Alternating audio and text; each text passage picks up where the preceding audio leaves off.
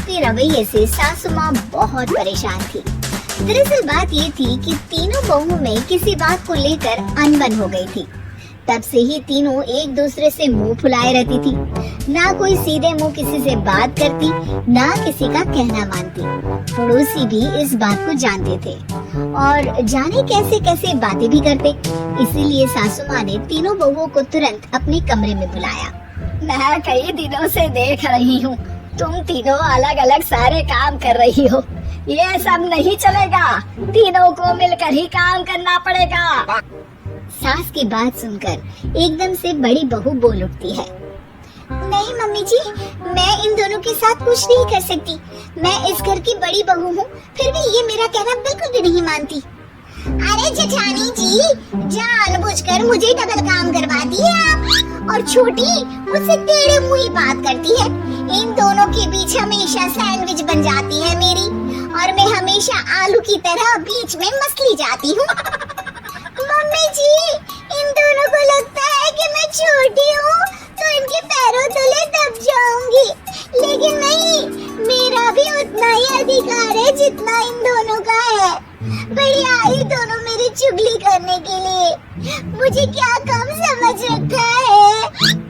तीनों बहू एक दूसरे से बहस करने लगती है और सास दोबारा ये देखकर टेंशन में आ जाती है और सबसे कहती है, चुप हो जाओ, अब से तुम तीनों सारे काम एक साथ करोगी, आंख बंद करके एक दूसरे की बात सुनोगी। तुम तीनों इस बात को गांठ बांध लो, वरना अगली छुट्टियों में तुम्हारा अपना मायके जाना कैंसिल। सास की बातें सुनकर डर के मारे तीनों हामी भर देती हैं। जी मम्मी जी, मैं समझ गई। हाँ मम्मी जी, जैसा आप कहें, आप जो कहेंगे मैं वही करूंगी। तीनों बहू सास की बात को गांठ बांध लेती है और वादा करती है कि अब से सारे काम वो तीनों एक साथ मिलकर ही करेंगी। ये सब देखकर सास खुश हो जाती है और वहाँ से चली जाती है। नीचे जाकर वो देखती है कि घर में शर्मा जी आए हुए होते हैं। सास जोर से आवाज लगाकर कहती है, अरे बहू, जरा चाय बनाकर तो लाना, शर्मा जी आए हैं। सास की बात सुनकर तीनों बहू तुरंत किचन की ओर भागती है और चाय बनाना शुरू कर देती है। मुझे तो एकदम मसाले वाली कड़क चाय पसंद है, तो हम शर्मा जी के लिए मसाले वाली चाय ही बनाएंगे। अरे नहीं दीदी, गर्मी के मौसम में मसाला चाय कौन पीता है? मैं तो शर्मा जी के लिए इलायची वाली चाय ही बनाऊंगी। ये कैसी बात कर रही हैं आप दोनों? मेरी मम्मी ने सिखाया है कि मेहमान को ज्यादा दूध और शक्कर वाली चाय देनी चाहिए, वरना वो घर वालों को कंजूस समझते हैं। तो मैं तो शर्मा जी को ऐसी ही चाय दूंगी। तीनों बहुएं अपने अपने तरीके से चाय में शक्कर, मसाला, पत्ती सब डाल देती है। उबलने के बाद तीनों मिलकर चाय बाहर लेकर जाती है और शर्मा जी और सासू माँ को देती हैं। चाय पीने के बाद शर्मा जी सासू माँ को देखकर शर्मा जाते हैं और शर्मिंदा महसूस करते हैं कि आखिर उन्होंने चाय पीने के लिए हामी क्यों भरी। सासू माँ भी चाय पीना शुरू करती है और कहती है, अरे बहू, ये कैसी चाय बनाई है? चाय है या मीठे दूध की बासुंदी? हाँ, चाय अच्छी नहीं लगी क्या? कोई बात नहीं, हम पराठा बनाकर लाते हैं। चलो चलो अंदर। हाँ चलो। हाँ, आती हूँ मैं भी। नहीं नहीं, मेरा पेट चाय ने चौपट कर दिया, वही काफी है। पराठे से पोपट नहीं करवाना, मैं तो चलता हूँ। शर्मा जी चुपचाप पतली गली से निकल जाते हैं। अगले दिन सास बहुओं से कहती है, अरे बहू, जाओ जाके ऊपर के गेस्ट हाउस की सफाई कर दो। कल हमारे यहाँ मेरे दूर के रिश्तेदार आने वाले हैं, तो पूरे कमरे को चमका देना, समझी? तीनों बहू सास की बात को मानकर ऊपर सफाई करने चली जाती हैं और तीनों कमरे की सफाई चालू कर देती है। बड़ी बहू मकड़ी के जाले साफ करती है, तो बीच वाली झाड़ू लगाना और छोटी वाली सर्फ डालकर जमीन धोना शुरू कर देती है। अरे दीदी, जेठानी जी, अभी मैंने पूरी फर्श धोई और आप फिर से धूल नीचे गिरा रही हैं।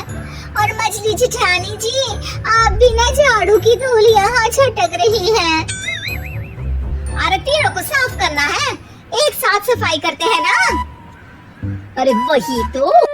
तीनों बहू ऐसे ही काम में उलझ जाती है और 2 घंटे तक एक ही कमरे की सफाई करती रहती है। बहुत देर से अपनी बहुओं को ना देखने के कारण सास ऊपर कमरे में उन्हें देखने जाती है, लेकिन कमरे में घुसते ही वो गीली फर्श पर फिसलने के कारण नीचे गिर जाती है। ओरे मोरे मैया, हड्डी मरोड़ के रख दी। आए मेरी तो कमर ही टूट गई रे। तीनों बहुएं सास को उठाती हैं और बिस्तर पर सुला देती है। अरे मेरे हाथ पैर दर्द कर रहे हैं, दबा दो आराम मिलेगा। हाँ जी माँ जी। अरे जी माँ जी। और तीनों बहुएं एक साथ सास के हाथ को दबाना शुरू कर देती हैं। माँ की तो चीख ही निकल जाती है और नतीजा ये होता है कि सास के बचे हुए शरीर में भी दर्द उठ जाता है। हाय राम, ये क्या कर दिया तुम तीनों ने। अरे मेरी तो किस्मत ही फूटी है कि तुम जैसी बहुएं मुझे मिली। हे भगवान, पूरे शरीर में दर्द बढ़ गया है। अब तो पता नहीं कि चल भी पाऊंगी या नहीं। माफ करो, मुझे गलती हो गई मुझसे कि तुम तीनों को एक साथ काम करने के लिए बोला। सोचा था तीनों मिलके अच्छे से काम करेगी, लेकिन बड़े बुजुर्ग सही कहते थे कि 3 तिगाड़ा काम बिगाड़ा।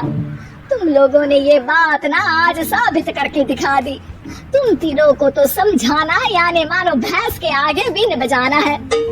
तुम्हें अकेले अकेले काम करना है ना, तो अब से तुम अकेले ही अपना अपना काम करो। तीनों बहुएं वहाँ से जाने लगती है। अरे कहाँ जा रही हो?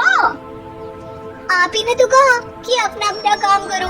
तो मुझे मुल्तानी मिट्टी लगानी है। अरे मुझे भी तो नेल पॉलिश लगानी है। मुझे ना मेहंदी लगानी है। सास अपना सर पीट लेती है और कहती है, अरे मुझे भी लगाना है कुछ। क्या माँ जी? क्या माँ जी? क्या माँ जी? तुम्हारे घर वालों को फोन तुम्हारी हरकतें बताने के लिए